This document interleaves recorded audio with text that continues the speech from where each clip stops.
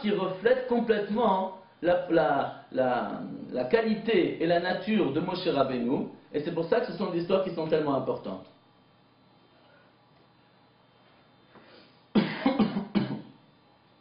L'enseignement, en réalité, de ce qu'on voit de cette attitude de Moshe Rabbeinu est très simple.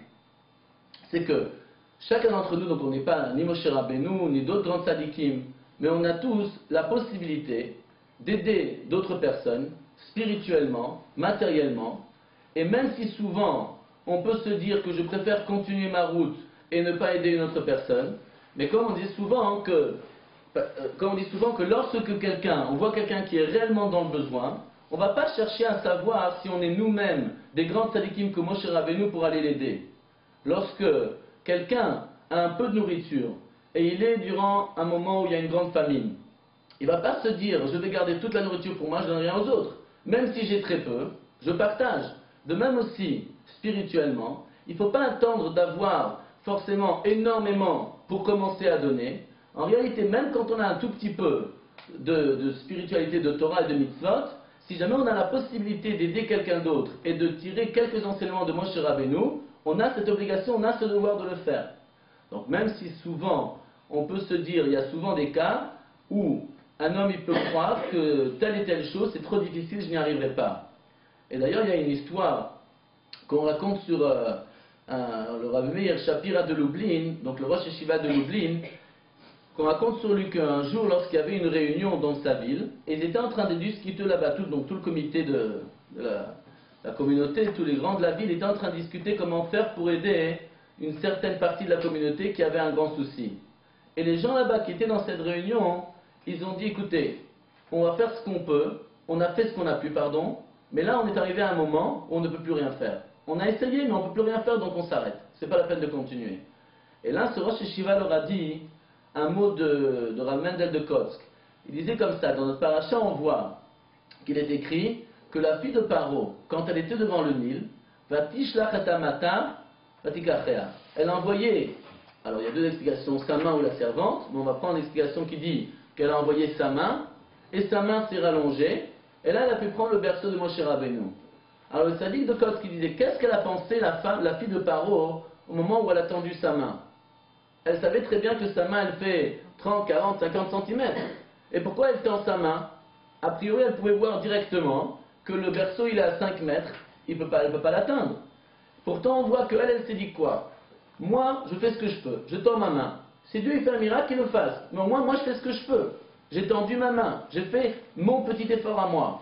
Donc de la même manière il leur a dit, même si jamais souvent on est devant des cas où a priori on ne peut rien faire, eh bien notre devoir il est de faire quelque chose, et une fois qu'on l'a fait, Dieu nous aidera. C'est aussi ce qu'on dit tous les jours dans la tfila, Arabot Marshavot Velavish, Vatzat Hashem Hitakum.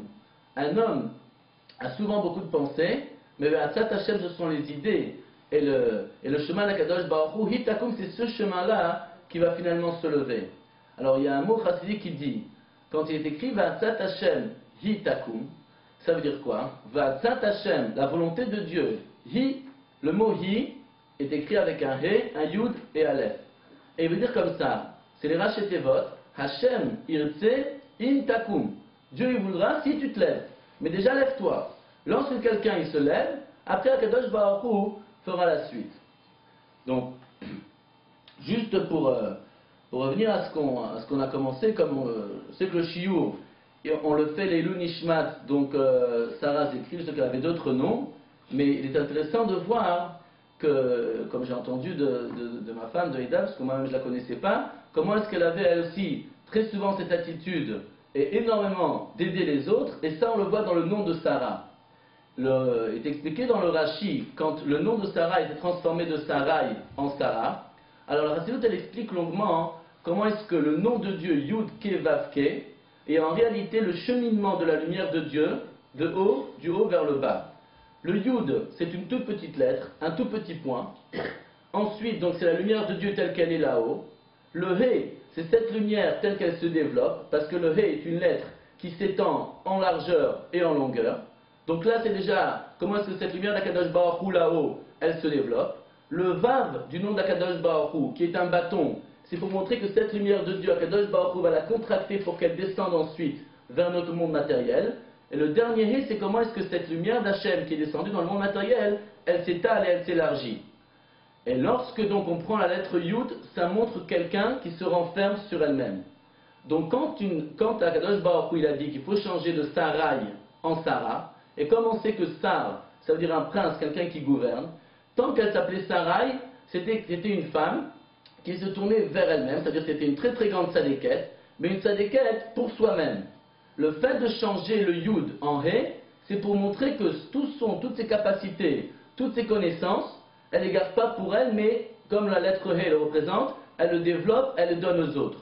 Donc il ratsonne qu'on fasse nous aussi, chacun d'entre nous essaie de rajouter quelque chose, faire un nouvel effort pour essayer de faire en sorte que cette lumière d'Akadosh Baruch Hu se développe vraiment sur terre et qu'on puisse tout ensemble aller tout de suite à Yerushalayim avec Mashiach. Amen.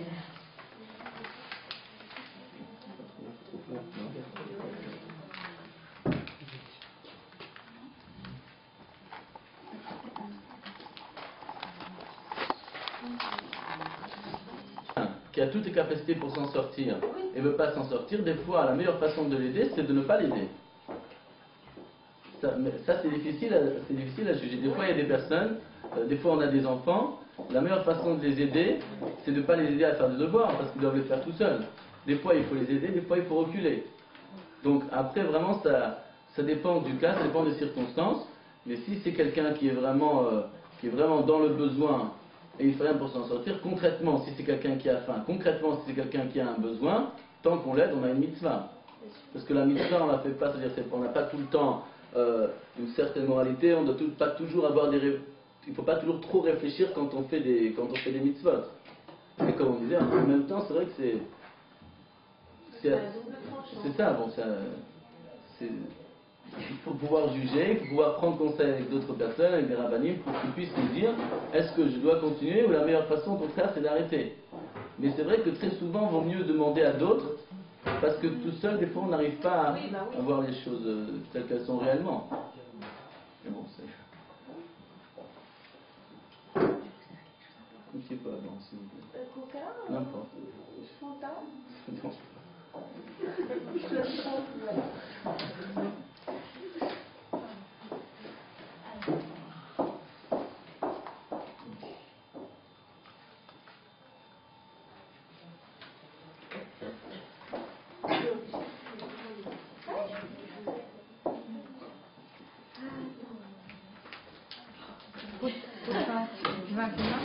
Je vais juste prendre les assiettes.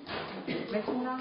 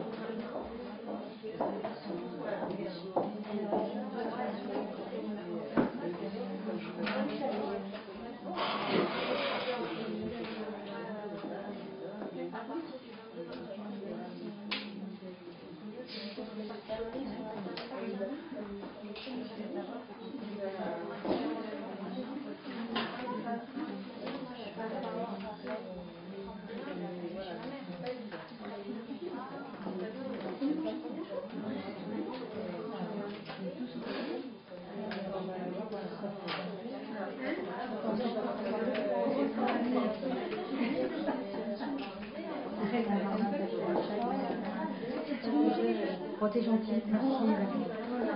Je sais pas, j'ai déjà fait ta tenue, non? Si.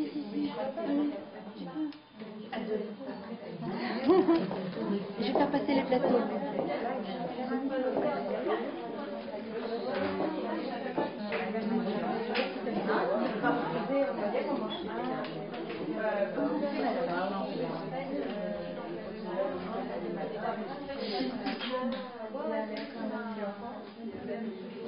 Oui, la tournage, ouais. Avec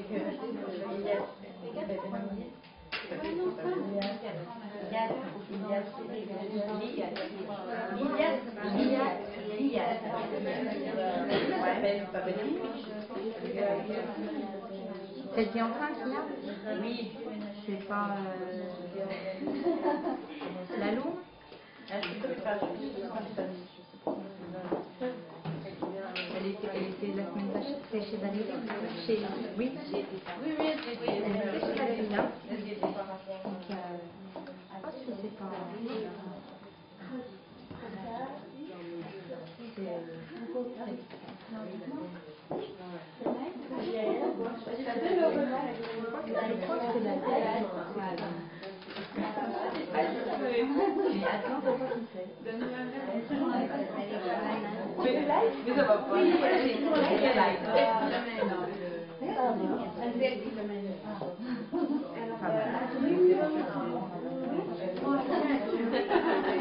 Il y en a d'autres.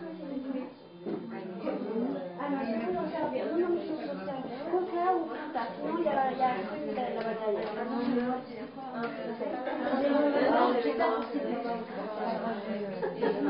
Pour éviter les calories, c'est un emballage. Laisse ça, les gars.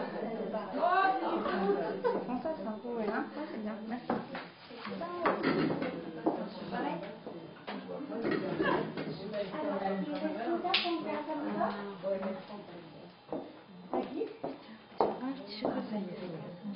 C'est bon, je m'as fait une assiette complète.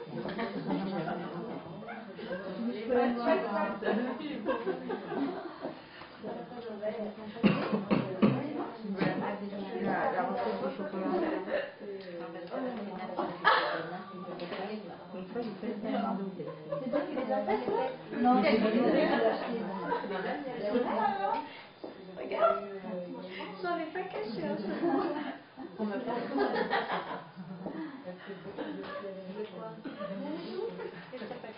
chocolat. Bravo.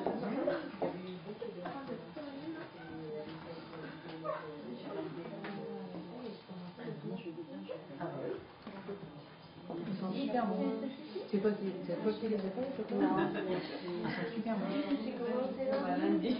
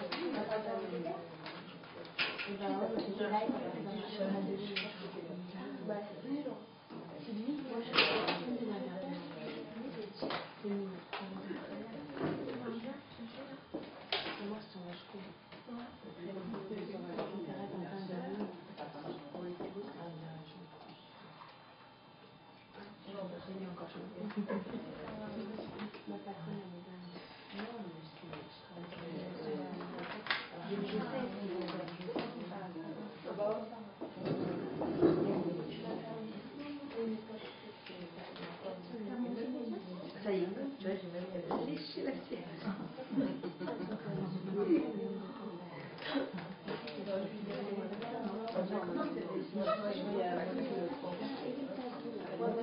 De l'eau. Ça va.